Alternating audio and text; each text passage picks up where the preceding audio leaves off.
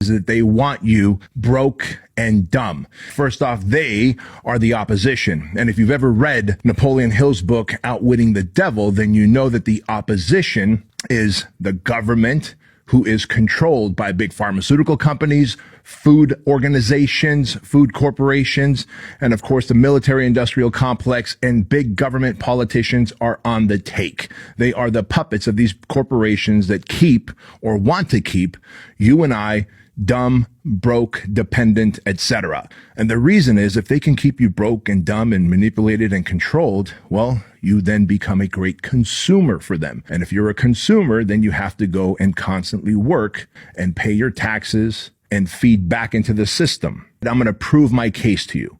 One of the best ways to get control and compliance over humanity is through fear. If you watch mainstream media, you're not going to hear about the guy that helped a little old lady cross the street. You're not going to hear about the firefighter that rescued a cat out of a tree. You're going to hear about death and destruction and chaos because that stimulates fear. And fear makes you more controllable, more compliant, and easily to be manipulated. But then there's the distractions that they use to keep your eye off the ball. Remember, the ball for you and I is money, meaning self-mastery. Because with money, we can have freedom and access. With money, you have choices and opportunities. With meaning, you have purpose and significance. And of course, with self-mastery, you have figured out your mental self, your emotional self, and of course, your physical self. You're lean, jacked, athletic, and you are happy and proud of the man that is looking back at you in the mirror. You are congruent with the man that lives in your mind. And of course, they keep you broke. They keep you broke, sick, and fat. Because if you are broke, then you become dependent on the man, on the system.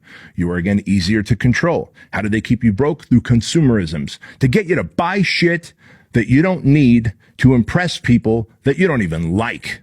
Consumerism is one of the most toxic things you can do because that makes you a poor manager of your money. One of the best things you can do is develop money intelligence. One of the greatest things the opposition does is to keep you dumb, is to keep you money ignorant. Why don't they teach money, financial intelligence in elementary school, junior high, high school, hell, college? They don't teach it because the moment you have money, you begin to have more access, freedom, and opportunities. You begin to develop choices. But when you're broke, you no longer have choices and you become dependent on them. And that's what they want for you. They want you to stay dependent. And of course, how do they keep you sick and fat? Simple. Through emotional manipulation, stressing you out with all the shit that you see on social media, mainstream media. Because the more stressed out you are, the lower your immune system is, the worse your sleep is. And when you can't sleep, and if you're stressed out, you're overwhelmed, you're emotionally turned upside down, well, guess what happens next? You get sick. You're tired. You have no energy. You can't chase your dreams. How the fuck is anyone going to chase their dreams when they're constantly sick, tired, broke, fat, scared, addicted, and fearful, and constantly distracted? You simply can't. They do this through the food corporations. Like I said, they are feeding you shit that's overprocessed so that you will get sick and you will end up using the medications, the pills, the injections that they give you through the pharmaceutical companies to just mask the symptoms, to never cure you, just to mask the symptoms. So now what? How do we fix this? The reality is, the answer is the choices that you make. The choices that you make can get you out of being broke and dumb.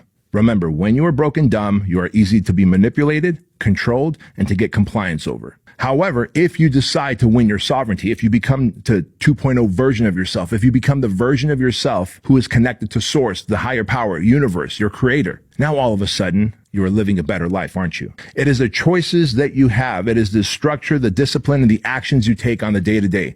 The actions that you take determine who you are. You know, one of the posts that I put up often on social media, just to remind everybody that you are in charge of your destiny, goes like this.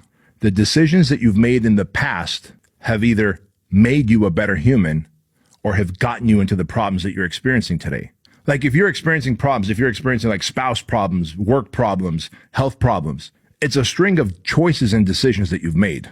And if your life is awesome, you've got a great relationship and you make good money and your health is awesome and man, you just are purpose-driven and meaningful and really intentional in everything you do, well, guess what? That is a byproduct of your choices and your decisions as well. So my challenge to you is this. What will it take for you to start making those decisions actively. If you're broke, what are the string of decisions that you've made to keep you broke?